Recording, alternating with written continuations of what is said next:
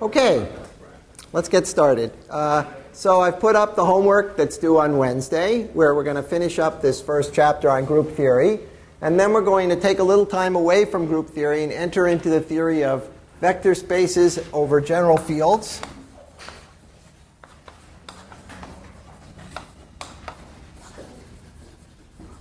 So you've probably studied vector spaces over the real and complex numbers. We're going to study them a little bit more abstractly and do linear algebra in its full level of generality.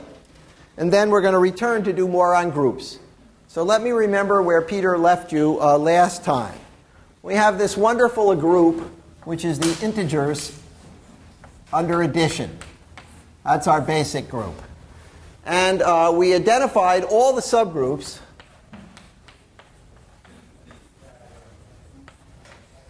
have the form n times the integers, where n is some integer greater than or equal to 0. So the multiples of some fixed integer. That's what we showed way back when we did the structure of this group. Remember, we used the Euclidean algorithm to prove that. And last time, Peter associated to every subgroup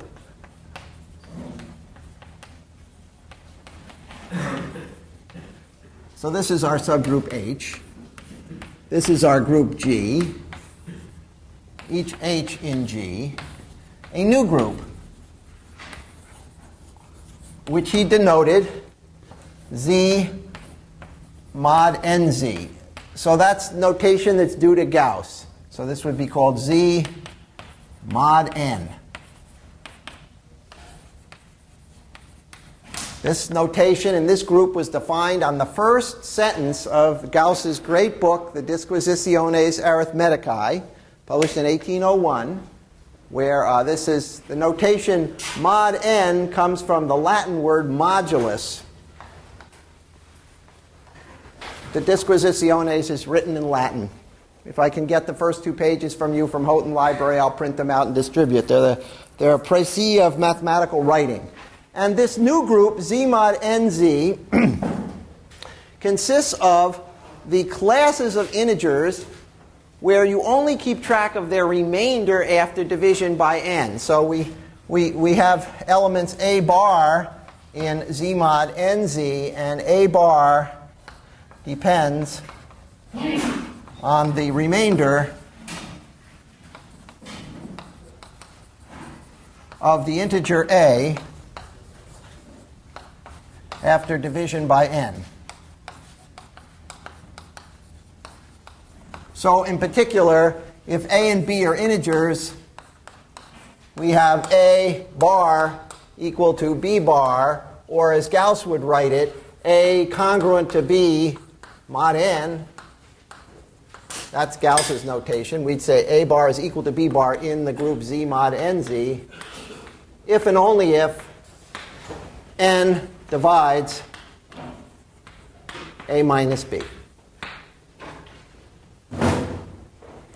And so in particular, this new group, which only depends on the remainder, has only n elements in it. So this new group, you could say, consists of the elements 0 bar, 1 bar, 2 bar, up to n minus 1 bar, because those are the only things that are possible remainders. That's the group Z mod NZ. And the addition law is by adding 2 things in the integers and then calculating the remainder after division by n. So a bar plus b bar in Z mod NZ is equal to a plus b bar. Namely, add them in the integers. This is in Z, and then take the remainder after reducing mod n. And this gives the structure of a group on this set of n elements. And in fact, it's a cyclic group of order n generated by the class 1 bar. Because if you take 1 bar and you add it to itself, you get 2 bar. And then if you add 1 bar, you get 3 bar. And you add another 1, you get 4 bar. And you get up to n minus 1 bar. And then you add 1 to that, you get back to the identity element. So this gives another description of a cyclic group of order n. Remember, we claimed that there was one for each value n. This is the notation I'll use for a cyclic group of order n. It has the advantage that it not only is a cyclic group, but it has a natural generator, 1 bar. Just like the integers are a cyclic group with a natural generator, 1. This is an infinite cyclic group. This is a finite cyclic group of every order n. Moreover, we have a natural group homomorphism, F, from Z to Z mod NZ, which takes the class of A to the class of A bar, i.e. A mod n. The remainder of A after division by n. And this is a group homomorphism.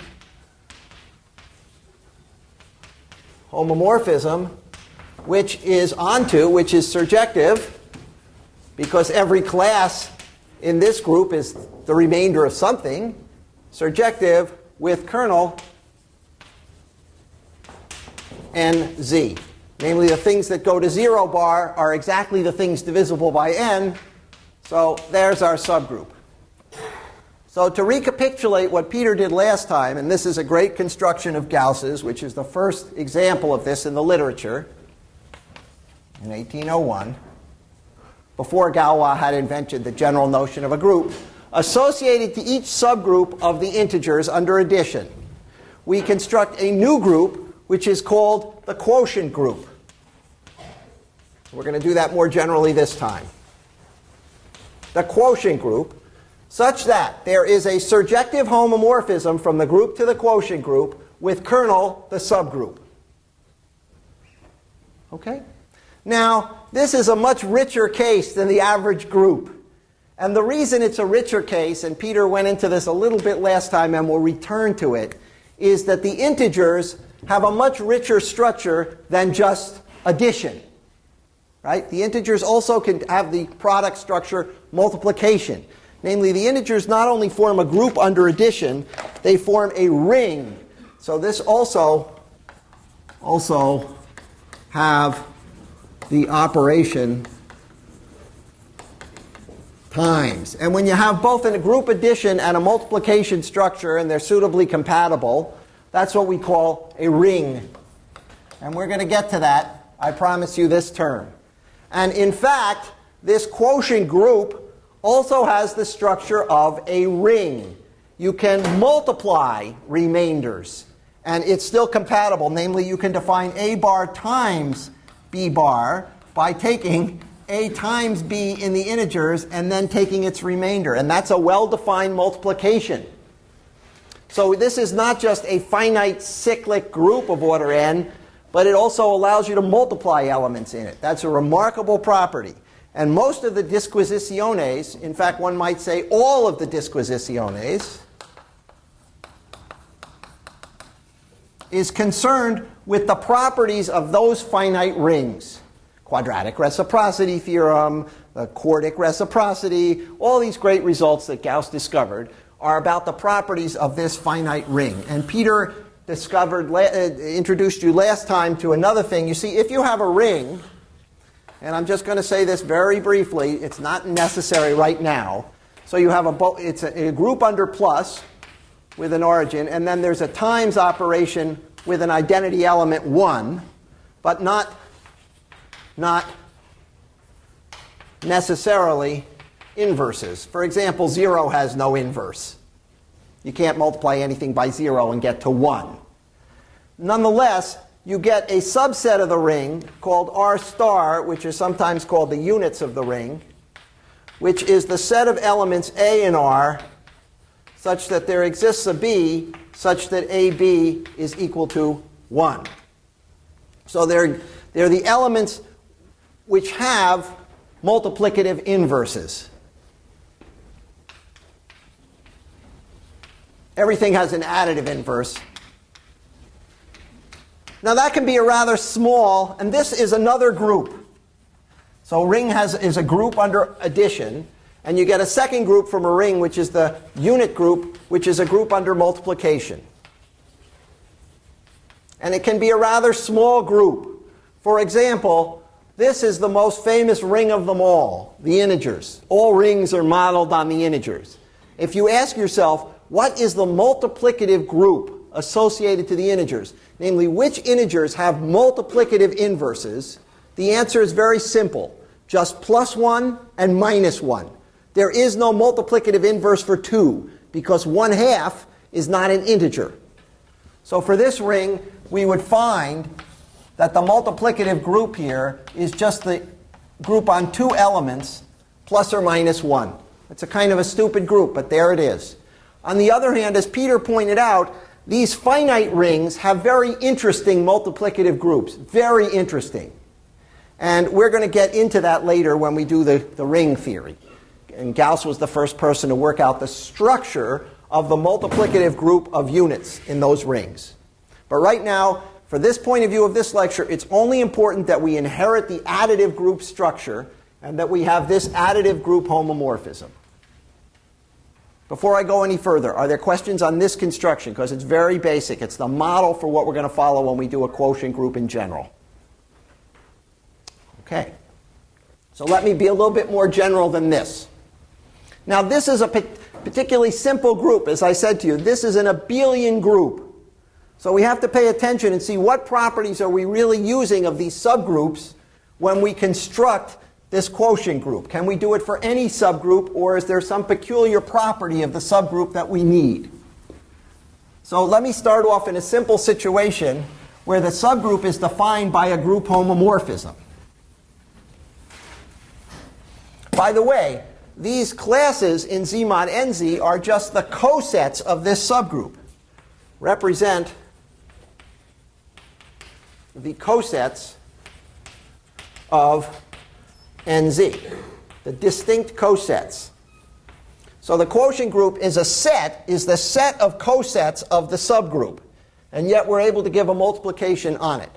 So that's going to be our question. When can we put a group structure on the set of all cosets AH for a subgroup H in G? We always get if we have a subgroup, we get a set. It's set of cosets. And we've seen that that gives a partition of the group. Here's our group. Here's H. Here's AH. Here's BH. So we get a nice partition of the group into cosets. So this set of cosets is a nice set. When can we get a group structure on it? So one case, case 1. Suppose H is equal to the kernel of a homomorphism, F, from G to G prime. That's one way we get subgroups. Then, the set of cosets AH is in bijection with what? How do we get a coset out of a homomorphism? You remember that? H was the kernel of it. What are the other cosets? The fibers, exactly right. Namely, we had a map here from G to G prime. It needn't be a surjective map, but above each point in G prime, A bar, we have the fiber, which is an entire coset of the kernel. And we had another point here, B bar, you got its fiber. All the things mapping to B bar, right? So the set of cosets are the fibers of the map. So therefore, they can be identified bijectively with the points A bar in the image, which is contained in G prime. Correct? Each coset corresponds bijectively to a point in the image, which is some little thing in here. Image of F. And the image of a homomorphism is what? Among other things, it's a subgroup. But the image of F is a subgroup. It's stable under multiplication in G prime of G prime. Therefore, since the set of cosets is in bijection with the set of the image, and we have a group structure on the set, on the image set, that gives us a group structure on the set of cosets, right? Good. So we transfer, sometimes mathematicians, if they wanted to be sophisticated, would say we transport the structure of the image onto the set of cosets. Or if you wanted to be even more sophisticated, you say it in French. Because that's a favorite expression of Bourbaki that wrote up a lot of 20th century mathematics. You'd say, par transport de structure, on a une structure de groupe sur l'ensemble des cosets. Okay? Coset is what in French? Coset? Did I do that right? Not bad. You must learn French. If you aspire to be a mathematician, you want to say things precisely, they must be said in French. English is, of course, the worldwide language of mathematics and science nowadays, and has become even more so in the last 25 years. But there's certain types of mathematics you can only say in French. So we say par transport de structure.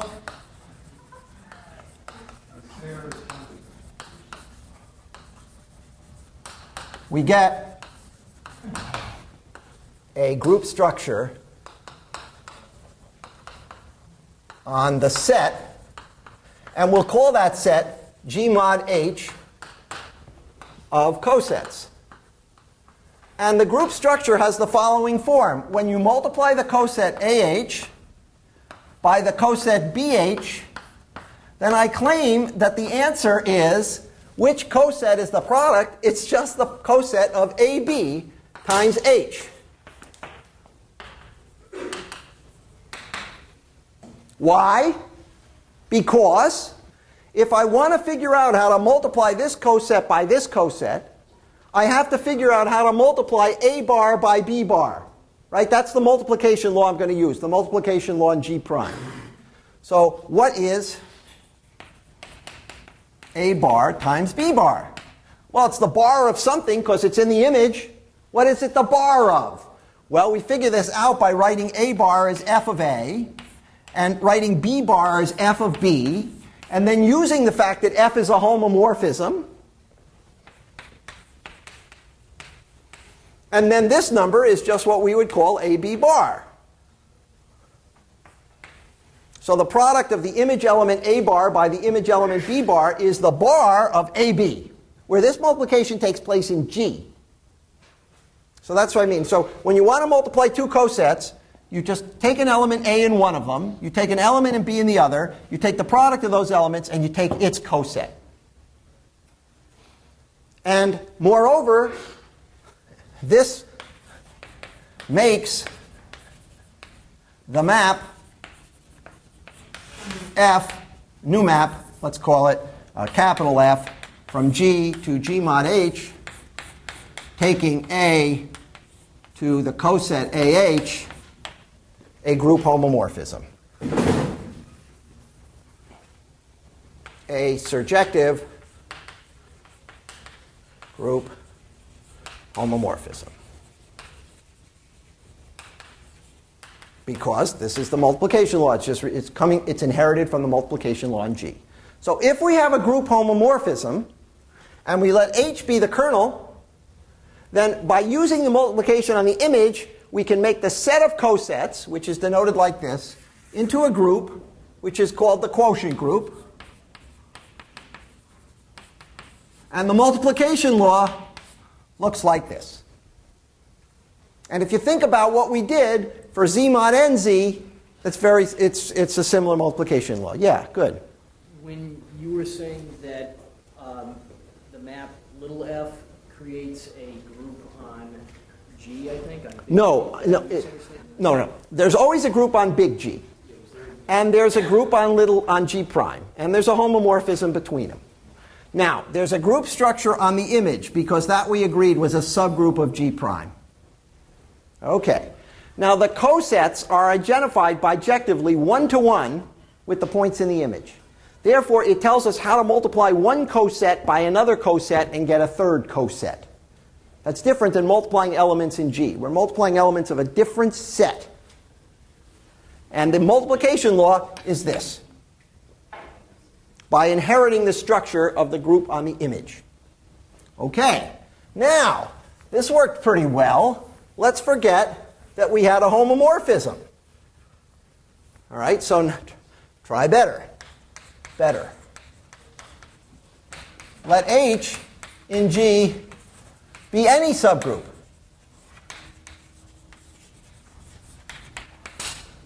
Okay. Let the cosets G mod H be the set of all cosets AH. That's a good set. We've defined that for any subgroup now. We know what a coset is. That gives a partition of G. Okay, define a group structure on G mod H by setting the product A times H times the coset B times H to be the coset of AB times H. That's what we did here. That's what worked. Hold on. So I'm now going to try, maybe I should say try to define a group structure on the set of cosets by that law. That's what worked for us here. If we multiply two cosets here, we got a third coset. Why don't we try it here? Okay. Now, I said try. This fails. It fails. I'm going to show you now it fails. So you shouldn't get too optimistic, but you should always try. You never get anything in math by just saying, well, everyone's always done it that way, I'll do it this way. Right? You have to try something else. So the reason it fails is the following. You have to ask, before you get the group structure and everything, by the way, you have to check that this is associative. You have to figure out what the identity element, by the way, what's the identity element in the quotient group? The identity element? Identity element has to be the image of the identity under this homomorphism is equal to E bar, which is the coset of E, which is just the coset H. That's the only distinguished coset you have. So this becomes the identity element in the quotient group. How about the inverse element? Now that we know the inverse, what's the inverse of the coset AH? What could it be? The coset of A inverse. See, because A times A inverse is the identity element. So if I took inverse, it would be AH inverse is A inverse H. But those are all details. I mean, first you have to have a multiplication law before you get the identity and the inverse and associative and this and that and the other thing. So what would be the problem with this as a multiplication law? What is the problem with this as a multiplication law? It looks pretty good. I tell you how to multiply this coset by this coset. I tell you it's that coset. Yeah? Well, if AH is the same as like some CH. Ah, good. Exactly. Namely, the question is this well defined?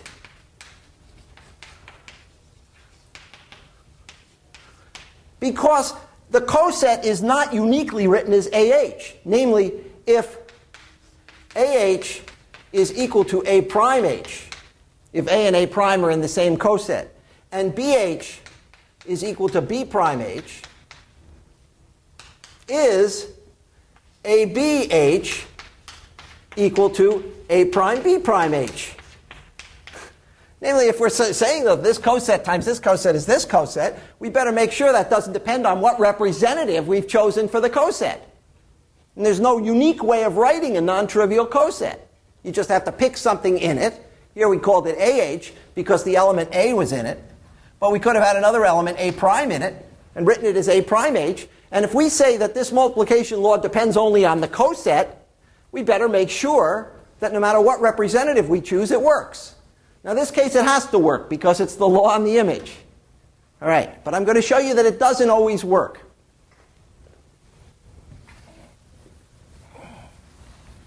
So the answer to this first question is, 1, okay, if H is equal to the kernel of a homomorphism from G to G prime. There we go. 2, not in general. Suppose AH A inverse is not equal to H, i.e. AH is not equal to HA. Okay, for some element in the group A, for some A, the conjugate of H is not equal to itself as a set. Then I'm going to show you that this definition encounters some serious problems. Some serious problems. Because let's multiply the coset AH by the coset A inverse H. Under this definition, it would get me what coset? It would get me the coset H, because A times A inverse is E. So this would be EH is equal to H under this definition. Now, if you think about this requirement, this says, since this would be true for any A prime and AH, and this would be true for any B prime and BH, it says that this definition will only work if the product of anything in here times the product of anything in here is in this coset. Right? Because I could take anything here as my A prime, and anything here as my B prime, and then I better make sure that A prime, B prime is in this coset. In other words, that this coset is equal to that coset. So, if I were going to use this as my multiplication law, I would have to say that anything in here times anything in here was in H. Right? Now I'm going to show you that's false. That's false. So that definition is out the window. Can someone give me a product of something in here times something in here which is not in H? Yeah, Emily. Okay, so this says here that there exists an element H in H such that A inverse is not in H. Right? That's this statement here. There exists one element in here such that when I conjugate it, I get out of H. Okay? So I take, as a suggestion, the element AH in here, right? And I take the element in here, A inverse times E, which is certainly good. And I take their product, and I get A inverse, which is not in H.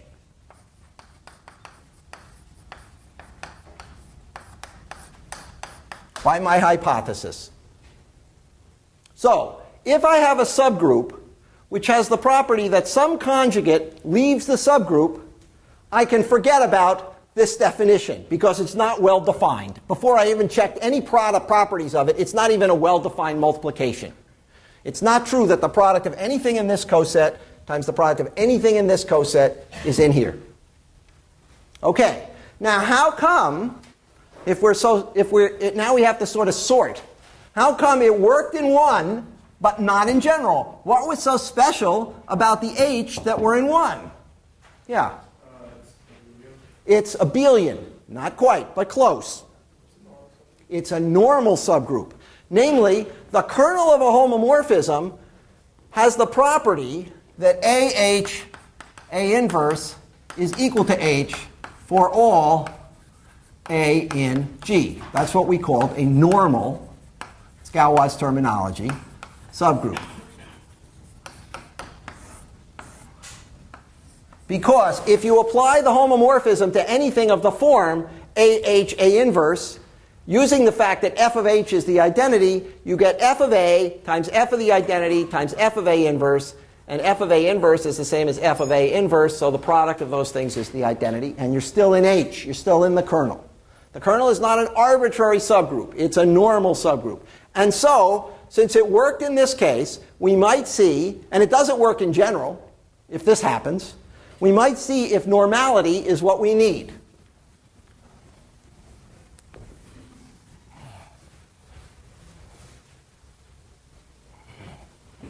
Three, assume that H is normal in G.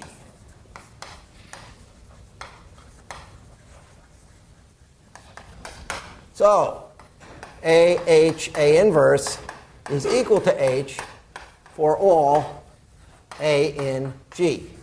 In other words, we could write this as AH is equal to HA as sets. Okay?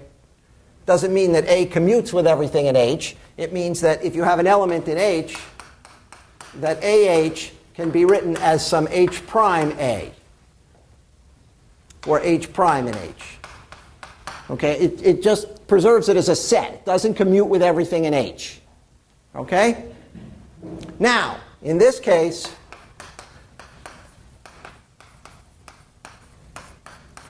the naive multiplication law on cosets, and by the naive multiplication law on cosets, I'm going to violate a cinematic principle here. I mean this thing, which is in a different quadrant. Apologies. Okay. The naive multiplication law on cosets actually works, is well defined, and defines a group structure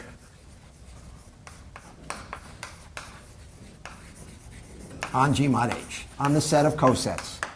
Now, that wasn't obvious from 2. All we said was if this didn't work, then you didn't get a group from the naive multiplication law. So we still have something to check. Namely, we just said, well, this didn't work. Let's assume this works. Now everything's okay. We have to check that. Correct? So let's check it. We have to show that if you take all things in this coset and you multiply them by all things in this coset, you get a coset, namely this coset.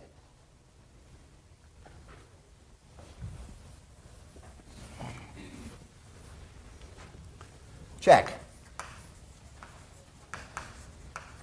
Well, suppose we multiply AH by BH in this, and this means, by this I mean take any element in here and multiply it by any element in there as sets. Let's just calculate the set by calculating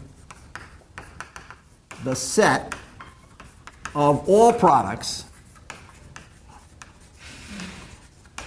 So this means everything of the form AH BH prime in G.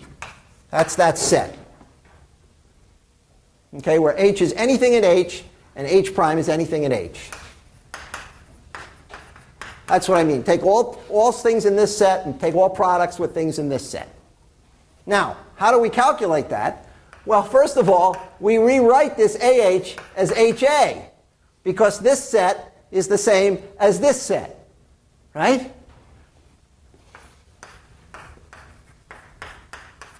Okay? Now I claim that that's the same set as H, A, B, H by associativity. Okay? I mean, this is the set of all things H, A, B, H prime. So associate AB, it's a set of all things H, AB, H prime by associativity. And now I use the normality of H once again to rewrite this as AB times H times H by normality. Now this time with respect to the element AB, not with respect to the element A. This is by normality. Because for any element A in G, this is the case. We didn't just assume it for the unique element A. To be a normal subgroup, it has to be for any element. And now we look at this and say, well, my gosh, if I take a product of anything in H times anything in H, what do I get? Something in H, because H is a subgroup. So this is the same thing as AB times H, as H is a subgroup. And that shows that as a set, if you take the product of anything in this coset times anything in this coset, you get the elements of this coset. And that's what we needed for this multiplication to be well defined. Okay, so this is something you must go through carefully yourself. I can do it at the board 50 times, but the difference is taking products of sets and products of elements. This looks so good. But that's because I've got a preferential writing for this coset. Don't ever be deceived into thinking you have a good way of writing down a coset. You don't. Okay? The integers mod n are very bizarre in that you have rather natural representatives from the cosets, the numbers from 1 to n. But you could have also taken the numbers from 0 to minus n. What's so good about positive numbers? Or you could have gone from minus n over 2 to plus n over 2. There are all kinds of ways you could have represented the cosets. And even taking the numbers from 1 to n, which looks so great, when you add two of them, you overflow and you have to go back. Right? So you don't have natural representatives. And that's why this kind of beautiful looking multiplication is just wrong in general. However, the miracle of normality is that it actually works out to be okay. It defines a group structure on G mod H with identity, the coset EH, and inverses. AH inverse is equal to the coset A inverse H. So that you have to check. So that's the answer in general. You can make a group structure on the set of all cosets for a subgroup if and only if H is normal. If and only if H is a normal subgroup.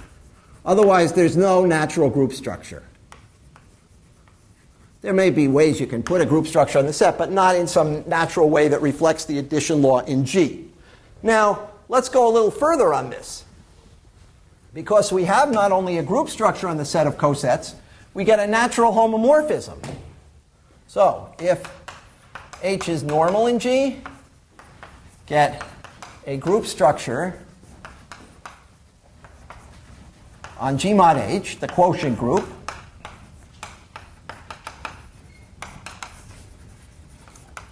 and a surjective homomorphism, group homomorphism, F from G to G mod H, that takes the element A into its coset. That's surjective because every coset is the coset of something.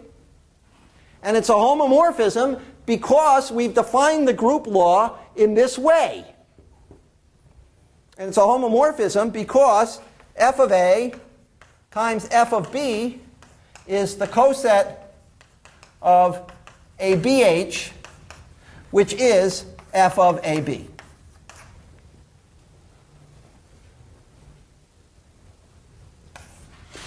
And one more thing, since it's surjective, we know what the image of this map is.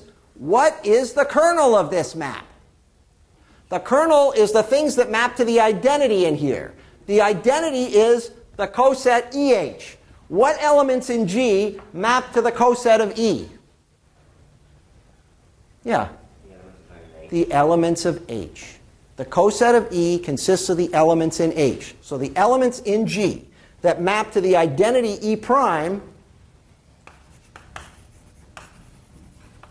F inverse of EH, which is the coset H. And that, finally, is the answer to a question that was asked a week ago. Every group homomorphism has as its kernel a normal subgroup. Conversely, every normal subgroup is the kernel of a group homomorphism. Here it is. You have a normal subgroup. Here's a group homomorphism which exhibits it as a kernel. Let's put that down because it's so important.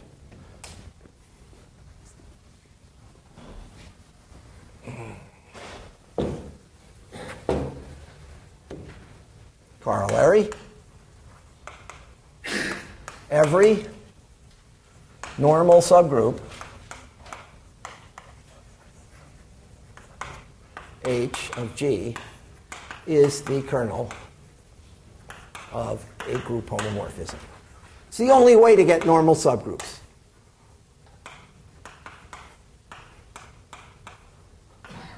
With image, well, yeah, it's the kernel of a group homomorphism. All right. Now, the final result I'm going to deal with today is more or less tautological, but it's got a fancy name.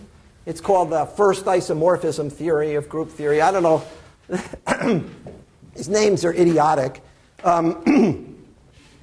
The fundamental theorem of algebra is not a theorem in algebra at all. It's a theorem in complex analysis.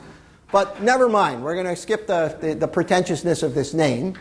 But it's a nice result. And it somehow ties the kernels and everything we've been working together. All right, so this is called the isomorphism theorem. You'll see where the isomorphism is. It's tautological, as all good theorems are. Namely, you've built up enough ammunition, so you just kill the theorem right there. So we've built up enough ammunition, just kill this. It says if f from G to G prime is a surjective group homomorphism with kernel H, and here's an example of one. Here's a surjective group homomorphism with kernel H, namely to G mod H. Then F induces an isomorphism, which I'll call F bar, from G mod H to G prime. Sometimes isomorphisms are denoted like that. So an invertible homomorphism, an isomorphism of groups. So if you have a surjective homomorphism and you know the kernel, you know the image as a group. The image is exactly the group structure on this quotient group. You can construct the image from the kernel. And this map, F bar, of the coset AH is equal to, by definition, F of A. And you have to check that that's well defined. Namely, that the value of F is independent on what coset representative I choose. But that's just because the kernel of F is H. So F of A is equal to F of A prime if A prime is another element in AH. That's just because H is the kernel. And you have to check that this is an isomorphism. So that shows that it's a well-defined map. Then you have to check that it's a group homomorphism. Well, that's because our multiplication law in the quotient group is that AH times BH is ABH. So you check that using the multiplication law in the quotient group, this is actually a homomorphism. It's surjective because the original thing was surjective. So if you wanted to hit something in G prime, you'd find an A in G that map to it, because this is assumed surjective, and you take the image of that coset, and you hit your element in G prime. One moment. And it has no kernel, because the original, well, it has a trivial kernel, because the original kernel was the subgroup H, but H has been collapsed down to the identity in this group. So the only things that map to the identity in G prime are in the coset H, which is the identity element of this group. So I've got a construction that somehow collapses the kernel down and makes a new group where now I have a trivial kernel and the same essential homomorphism. I'm sorry, I just wanted to get all that out. Now, let's go back and get the question. Okay, what exactly do you mean by Induces an isomorphism. Namely, this map gives another group homomorphism. This is the induced homomorphism. It's sort of so tautological that the definition of F bar follows from the definition of F. That's what I mean by induces A. And then the key thing is that it's an isomorphism.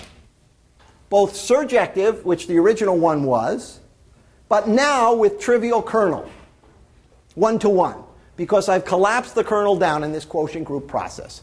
So anytime I have a surjective homomorphism, I can turn it into an isomorphism by going to the quotient group here. Yeah? This might be a silly question, but can you always define the quotient group of G? We can define G mod H, a quotient group on G, for any subgroup that's normal. That's what we first checked. But the beautiful thing is that the kernel of any homomorphism is a normal subgroup. So from this definition, from the fact that H is normal in G, I go construct G mod H as a group. And then the theorem says that this map, which is not an isomorphism, induces an isomorphism on the quotient group. Okay? It's not a deep result because we've done all the work. Namely, all the work is figuring out which subgroups we can associate quotient groups to, and what the multiplication is in the quotient group, and defining a map from G to G mod H like this. Now, Peter would say that a better way to write this is to take the original homomorphism like this, to construct our nice homomorphism surjective to G mod H like this, where H is the kernel. So this would be a surjective map, right? So this we could construct, let's call this map capital F. So we construct F like this. And if you think about the construction of this map F bar, it just says that we can construct a map up here, F bar, such that the composition of these two maps is this map. Because this map capital F takes A to the coset AH, and then F bar takes the coset AH to what F did to A. So Peter would say that a better way of stating the isomorphism theorem is to say that any homomorphism factors through the quotient group. Okay?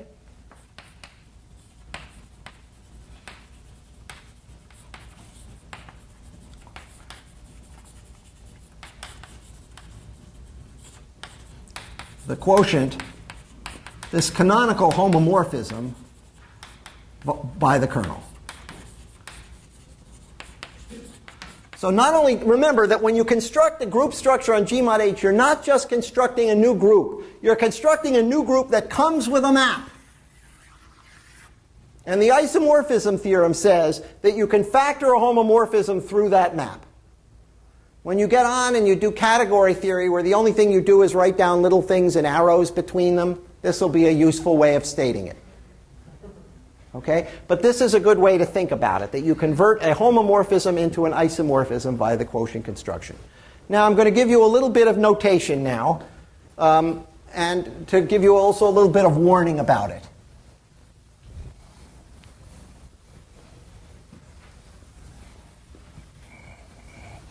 So I'm going to tell you what an exact sequence of groups is.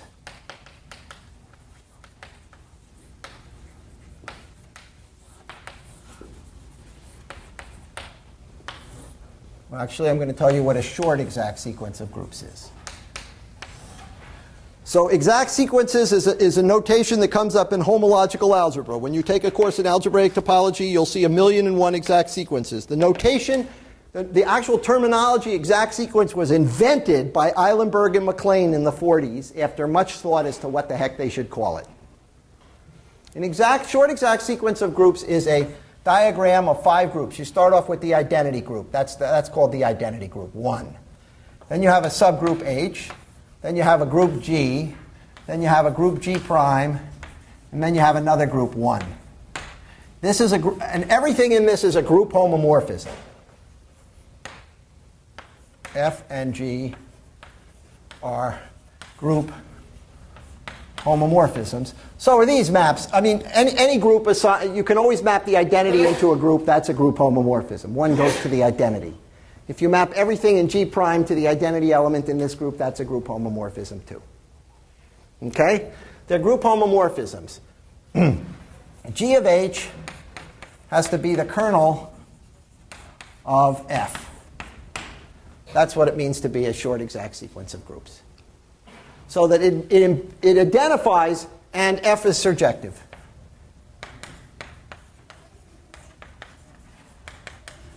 And H and G is injective. Sorry, group homomorphisms. Let me write this again so I get it actually right. G is injective. G is 1, 2, 1. And F is onto. So this is a surjection. So G prime is the image.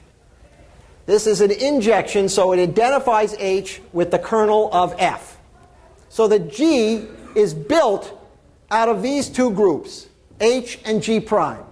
So G prime would be identified, by the way, by the isomorphism theorem with G mod H. Because this would be a homomorphism with kernel H and image G prime. So by the isomorphism theorem, it identifies them. So this is a way of saying that a group is built out of two smaller objects, an image group and a kernel group.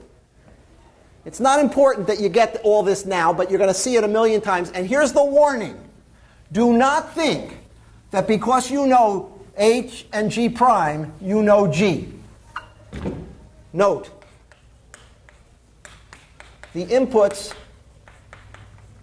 H and G prime do not determine the group G. And I'm going to give you two examples of it, so you remember this for all time. Take the group, the symmetric group on 3 letters. That has as normal subgroup the alternating group on 3 letters. The quotient group is the group plus or minus 1 of 2 elements. The sign map. This is the sign map. This is the obvious inclusion. That's an exact sequence of groups. Here's a group with 6 elements. The subgroup has 3 elements. The quotient group has 2 elements. Okay? I'm going to write you down another exact sequence. The cyclic group of order 6 maps to the cyclic group of order 2 by taking a congruence mod 6 and just looking at it mod 2. So the odd elements in here go to 1 here, and the even elements mod 6 go to 2, go to 0. The kernel is the cyclic group of order 3. That's another exact sequence. So this takes A to A mod 2, which is well defined. And this Z mod 3Z is really the elements divisible by 2, 2Z mod 6Z. It's the same group. Okay, those are 2 exact sequences if you think about them. There's a kernel, there's an image. Okay, this group is isomorphic to this group because all groups of order 3 are cyclic. We proved that for groups of prime order, right? This group is isomorphic to this group because all groups of order 2 are cyclic, and therefore they're equal. But this group is not the same as this group because this is an abelian group of order 6, and this is non-abelian. So even though you can sometimes break a group up into a subgroup and a quotient group, and you've learned something by decomposing it that way, the pieces at the ends do not determine necessarily the group in the middle. There's more information you need to put these 2 groups together into this group or to this group to say which one you're getting.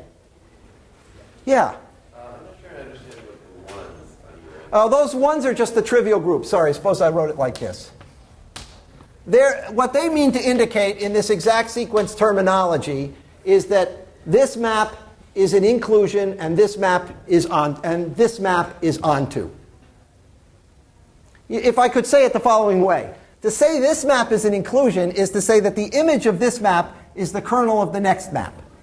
That's how it comes up as an exact sequence. An exact sequence means the image is the kernel of the next map. So the image of this is just E. So if that's the kernel of G, that says this map is an injection because its kernel is trivial. And likewise, if this map is onto, then it says that the image of this map should be the kernel of this map. Well, this map takes everything to the identity element. So its kernel is everything. But usually you don't indicate the group E, but you just write it as the group 1 like this.